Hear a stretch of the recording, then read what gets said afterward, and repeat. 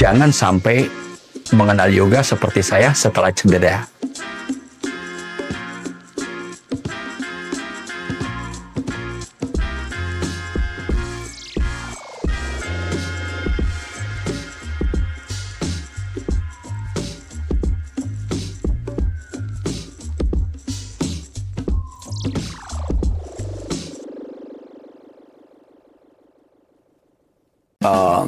Perkenalkan, nama saya Jeffrey. Saya coach yoga. Selain itu juga saya ngajar pilates.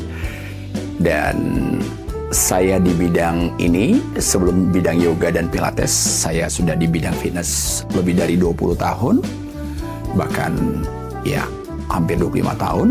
Ya.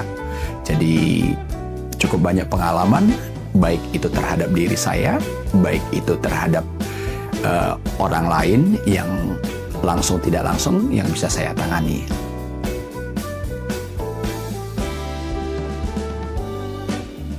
Nah, saya akan jelaskan dulu apa itu yoga. Simpelnya aja, sederhananya aja. Yoga itu penggabungan latihan konsentrasi, nafas, dan latihan fisik.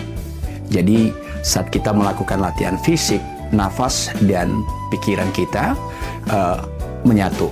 Jadi kita lebih aware saat melakukan setiap gerakan-gerakan fisik tersebut. Dan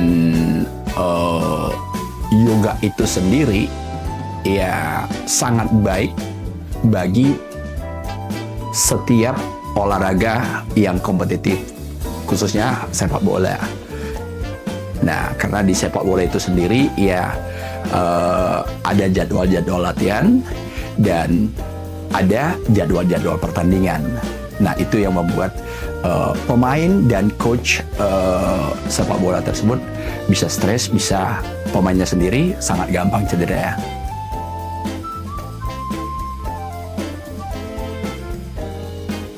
Ya, saya ikut yoga dan mengambil training yoga setelah saya sendiri mengalami bahwa saya itu cedera cukup parah, karena saya basicnya dulu itu martial art dan bodybuilder. Kemudian saya juga ngajar-ngajar di gym.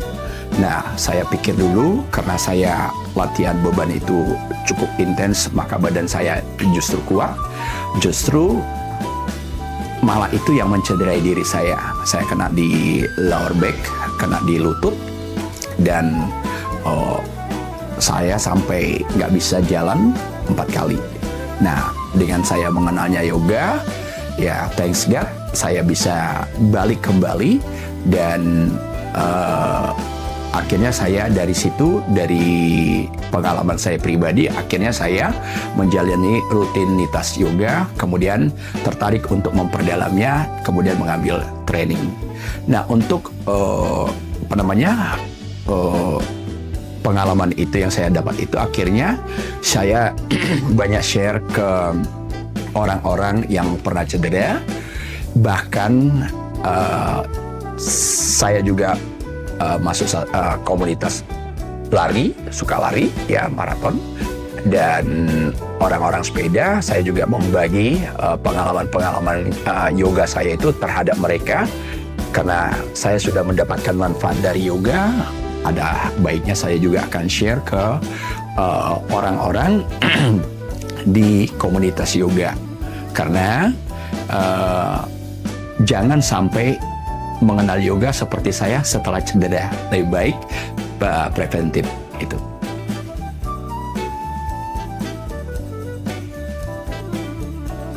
Kita udah tahu sepak bola itu 70-80% menggunakan lower body.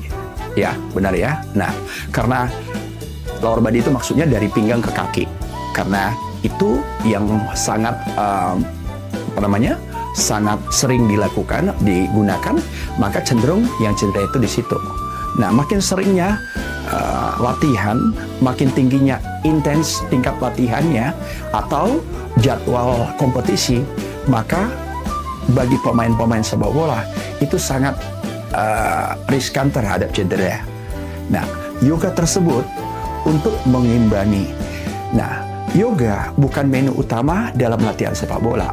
Yes, tapi itu untuk mengimbangi, merilis kembali ya tekanan-tekanan. Karena waktu latihan ya strength training, running dan segala macam ya itu otot-otot bisa tegang, sendi-sendi bisa cedera.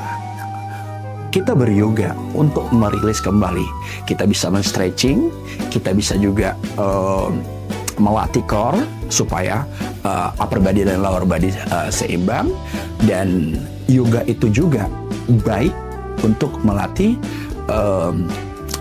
konsentrasi dan bisa menurunkan tingkat stres. Jamin.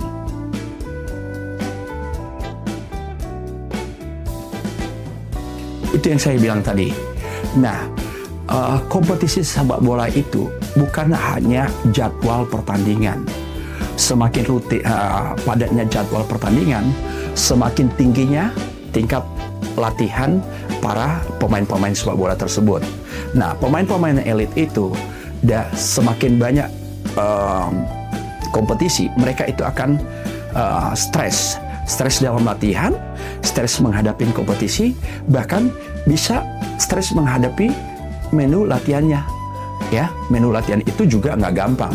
Nah, itu makanya saya bilang tadi, yoga itu untuk mensupport jadwal latihan, jadwal pertandingan, dan membantu performance pemain-pemain, khususnya pemain-pemain elit itu lebih baik lagi.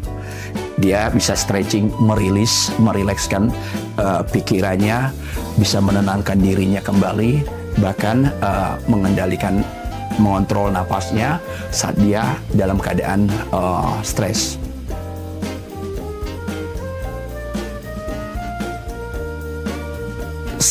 Saat seorang coach sepak bola membuat menu latihan, dia bukan hanya membuat menu latihan secara menyeluruh, tapi ada individu-individu, ya, individu-individu. Nah, setiap pemain itu, apalagi pemain-pemain top dunia itu, mereka itu tingkat latihannya juga sangat tinggi. Ya, sangat tinggi karena tuntutan dari tim, tuntutan dari klub bisa aja. Nah, itu yang saya bilang, yoga itu bisa mengembangi baik itu tubuhnya yang sudah letih tadi di stretching malah lebih merilis lagi, dan kemudian dia stres bisa menurunkan tingkat stresnya lagi, dia lebih tenang dan tidak biasanya kalau orang tidak tenang susah mengontrol emosinya saat pertandingan, ya itu udah pasti. Bukan hanya dia harus menghadapi lawan, bahkan bisa dia stres atau emosi menghadapi teman-teman satu timnya, itu.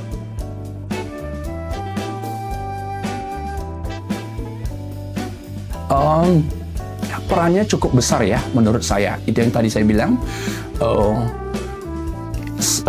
orang pemain-pemain sepak bola itu makin dia bisa mengontrol dirinya, makin bisa dia merilis tubuhnya yang tegang, maka waktu dia pertandingan dia lebih bugar, waktu dia pertandingan dia lebih tenang, sehingga saat mengambil keputusan baik itu sebelum pertandingan, saat pertandingan dia lebih bisa lebih terkontrol. Nah, seorang pemain sepak bola bukan hanya dituntut skill, bukan hanya dituntut kekuatan, kecepatan, tapi yang dituntut juga emosionalnya. Nah, banyak pemain-pemain, kita sering lihat pemain-pemain dunia ini hanya gara-gara emosional dia bisa malah tidak berguna, ya, bisa di kartu merah, nggak baik untuk dirinya, paling ini lagi merugikan di timnya sendiri. Nah, itu yang harus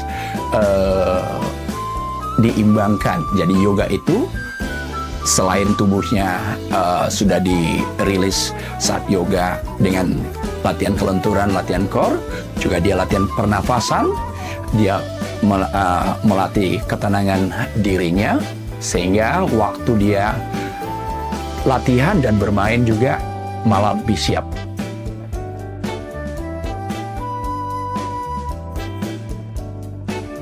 malah saya bilang sebaliknya. Nah, karena saya pengalaman sendiri, nah semakin tinggi tingkat latihan saya, kalau saya paksakan terus, malah power saya malah turun. Ya, jadi waktu saya yoga, saya tenangkan, itu seperti mencharge kembali, seperti sesuatu yang energinya kembali dipulihkan. Nah, orang-orang pemain-pemain itu ya bukannya makin dia turun kemampuannya, powernya, malah bisa saya bilang untuk membangkitkan kembali kekuatan atau powernya tadi kalau dia rutin melakukan yoga tersebut.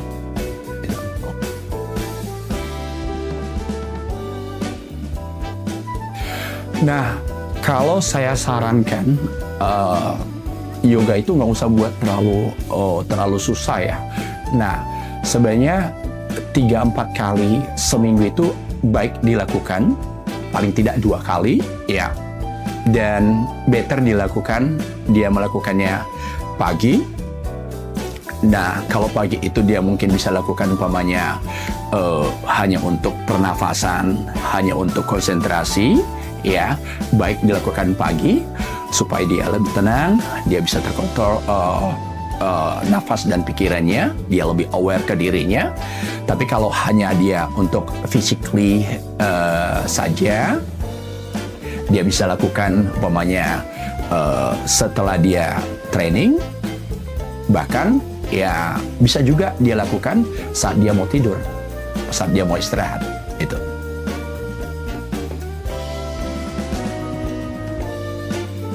Nah, khusus pemain nih, pemain itu yang tadi saya bilang tingkat stres pemain itu sangat tinggi ya.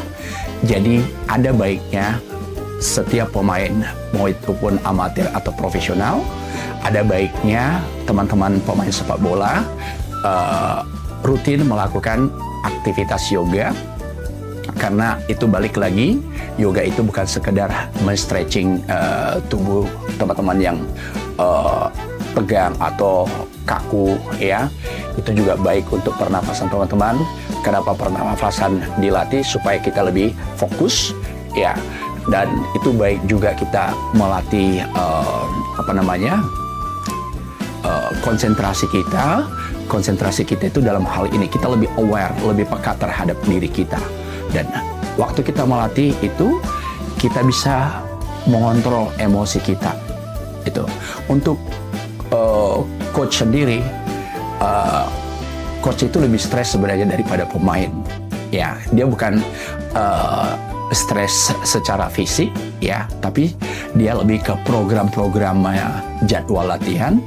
Nah, buat coach-coach sepak bola itu ada baiknya juga dia melatih emosionalnya ya, melatih konsentrasinya supaya lebih fokus setiap pertandingan, setiap latihan, sehingga tidak terjadi pertama miskomunikasi, dan akibatnya coach dengan pemain bisa ribut ya, jadi mengganggu keutuhan tim itu.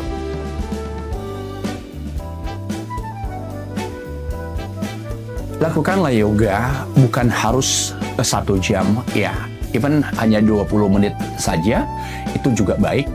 Karena saya ngalami sendiri, saya nggak bisa, pengalaman pribadi saya tidak bisa yoga langsung 1,5 jam, kadang-kadang malah buyar. Nah, waktu saya cedera, guru saya bilang begini, jangan pikirkan problem kamu, cedera kamu saat kamu melakukan yoga. Contoh, saya punya problem di lower back. Saya takut melakukan aktivitas yoga yang berhubungan dengan lower back atau physically-nya. Nah, di situ guru saya mengajarkan saya begini, kamu tenang, ya, kamu fokus, kendalikan nafas kamu, ya, sehingga kamu tidak terfokus kepada problem, tapi terfokus kepada nafas kamu dulu. Begitu nafas kamu teratur, kamu lebih rileks, ya. Even kamu melakukan bagian yang sakit tersebut, tapi kamu tidak terbawa ya di lebih ke sakitnya, tapi hasil yang kamu dapat dari latihan tersebut itu. Jadi satu lagi tips bagi orang-orang yang susah konsentrasi, saya juga begitu ya, kadang-kadang pikiran kita itu gampang ke distract. Saya melakukannya baik itu waktu pertandingan, baik itu waktu stres. Gampangnya begini, biasanya saya diam, tenang. Kalau bisa memejamkan mata, saya coba mengatur napas dan menghitung dalam hati saya, contoh 1 sampai 50 kali berulang-ulang atau turun 50 ke 1. Nah, makin saya rutin ya, makin pikiran saya lebih fokus. Ya, saya lakukan tersebut 1 sampai 50 atau 51. Bahkan kalau kita bisa sudah ulang-ulang berapa kali, kita bisa tambah lagi hitungannya sampai 100 atau lebih, terserah mau kita, atau turun ke bawah. Cara ini sudah pernah saya lakukan waktu pertama kali saya ikut maraton 42 kilo, yang saya sendiri tidak menyangka ternyata cukup ampuh. Bahkan saya pernah ikut ultra lari 60 kilo dari siang jam 2 sampai malam jam 10 ya. Saya pikir saya udah give up. Jadi begitu saya mau give up, saya coba berlatih begitu. Ternyata latihan yoga yang saya lakukan itu sangat bermanfaat untuk diri saya sendiri. Jadi saya bisa fokus, saya bisa tenang, bukan akhirnya give up. Ya, itu yang manfaat yang paling besar saat kita beryoga, khususnya teman-teman pemain sepak bola ya. Biasanya ya 2 menit lagi kelar ya, atau kita sudah kalah 2-0 kelar ya. Nah, coba lakukan yoga, tenang aja, atau nafas ya, hal positif aja, pasti bisa. Oke, thank you. Thank you, makasih.